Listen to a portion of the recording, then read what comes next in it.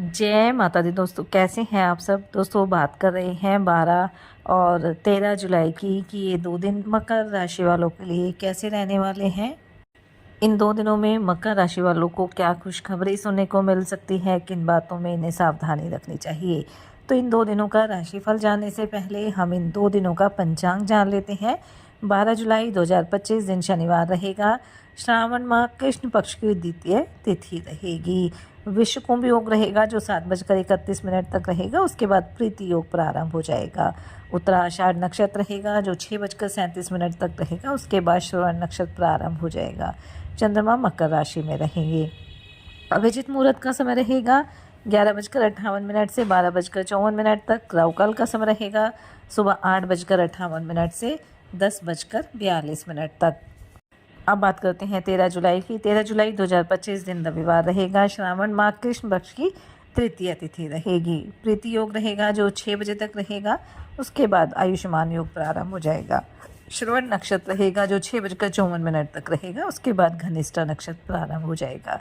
चंद्रमा 6:54 तक मकर राशि में, फिर कुंभ राशि में आ जाएंगे।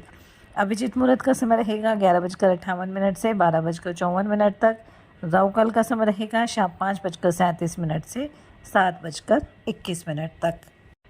जैसा कि आप सब जानते ही हैं कि 11 जुलाई से सावन माह की शुरुआत हो चुकी है और इस माह की समाप्ति 9 अगस्त 2025 शनिवार के दिन होने वाली है। और इस साल तो सावन माह की जो शुरुआत है बेहद शुभ संयोग में हुई है, क्योंकि श्रावण माह की प्रतिपदा तिथि को पूर्वाषाढ़ नक्षत्र के साथ साथ उत्तराषाढ़ नक्षत्र रहेगा और श्रवण नक्षत्र में ही इस मास की समाप्ति होगी।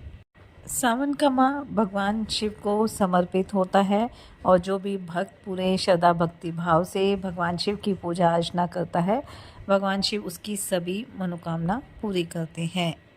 और इस बार तो सावन माह में कई शुभ संयोग भी बन रहे हैं, जिसकी वजह से इसका महत्व और अधिक बढ़ गया है। इस साल सावन माह में 7 बार सर्वार्थ सिद्धि योग रहेगा। इसके साथ ही साथ इस साल सावन माह में हरि की एक साथ उपासना का शुभ संयोग भी बन रहा है।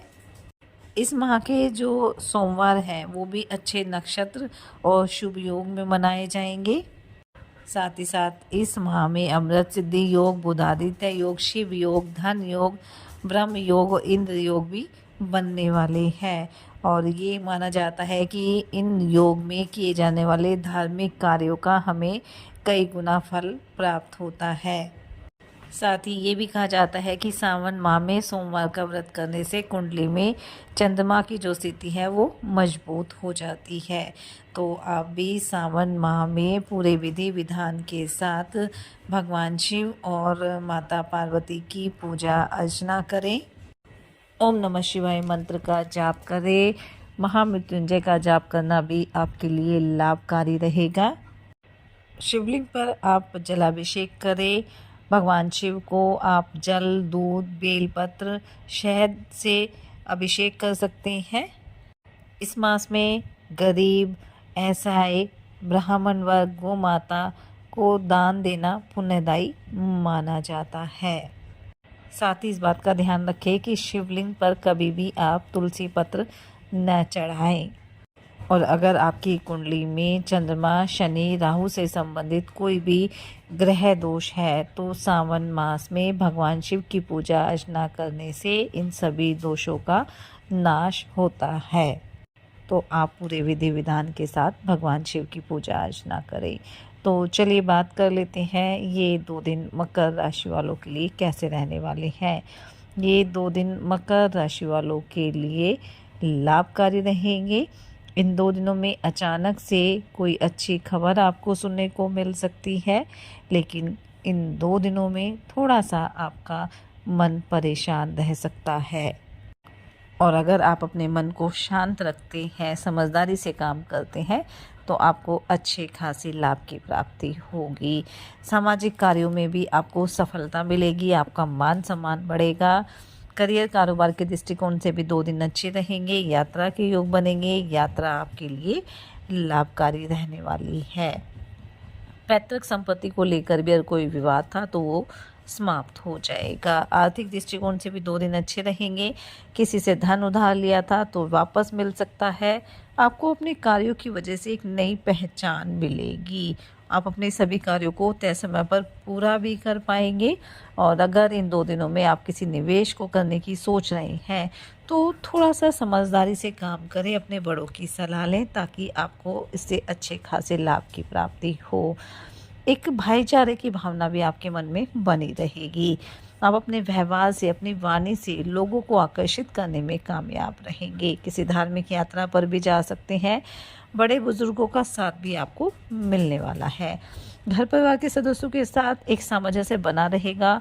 उनकी इच्छाओं को ध्यान में रखकर ही आप फैसला लेंगे। जीवन साथी के साथ मिलकर आप अपने संतान के करियर को लेकर भी कोई बड़ा फैसला ले सकते हैं। अगर आप विदेश जाने की योजना बना रहे हैं तो कोई खुशखबरी आपको सुनने को मिल सकती है।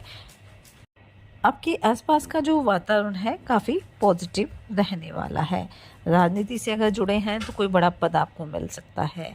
विद्यार्थियों के लिए 2 दिन अच्छे रहेंगे। किसी प्रतियोगिता में आप भाग ले सकते हैं और उसका रिजल्ट भी आपके लिए काफ़ी अच्छा रहने वाला है। धर्म कर्म में भी काफ़ी रुचि रहेगी। आध्यात्मिक कार्यों से आप जुड़कर नाम कमाएंगे और समाज में आपकी एक अलग ही छवि रहने वाली है।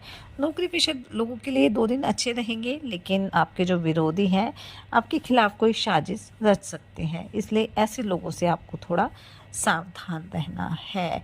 वहीं इन 2 दिनों में इस बात का भी ध्यान रखना है कि जो भी योजना है वो उसे हर किसी के साथ शेयर नहीं करना है। किसी की कही सुनी बातों पर भी भरोसा नहीं करना है। जो भी काम करे समझदारी के साथ करे ताकि आगे चलकर भी आपको किसी तरह की समस्या ना हो। काफ़ी मेहनत भी करेंगे और इस वजह से थोड़ा थकान का आप अनुभव कर सकते हैं, इसलिए खुद का ध्यान भी रखें, खान पान का ध्यान भी रखें, योग ध्यान मेडिटेशन भी आप करते रहें। सरकारी नौकरी की तैयारी में अगर आप लगे हुए हैं तो कोई बेहतर अवसर आपको मिल सकता है। आपकी सोच पॉजिटिव रहेगी और उसका लाभ भी आपको मिलने वाला है। अगर आपके उच्च अधिकारी आपको कोई जिम्मेदारी देते हैं तो उसमें ढील आपको बिल्कुल नहीं देनी है और अपने घर और बाहर हर जगह अपने काम को समय से निपटाने की कोशिश करनी है ताकि आपको किसी तरह की समस्या ना हो। तो कुल मिलाकर कह सकते हैं कि 2 दिन मकर राशि वालों के लिए लाभकारी रहेंगे, इसलिए समय का फ़ायदा उठाएं, मेहनत करें और अपने प्रयास जारी रखें। साथ ही सच्चे मन से आप ईश्वर आराधना करें, हनुमान जी और शनिदेव की आराधना करें। हनुमान चालीसा का पाठ आप जरूर करें। भगवान शिव की पूजा अर्चना करें, शिवलिंग पर जलाभिषेक करें और अपनी सामर्थ्य अनुसार गरीब और असहाय लोगों की मदद करें। इससे आपके जीवन में सदैव खुशियां बनी रहेगी। ये 2 दिन आपके लिए मंगलकारी रहें, शुभता भरे रहें। इसी मंगल कामना के साथ जय माता दी।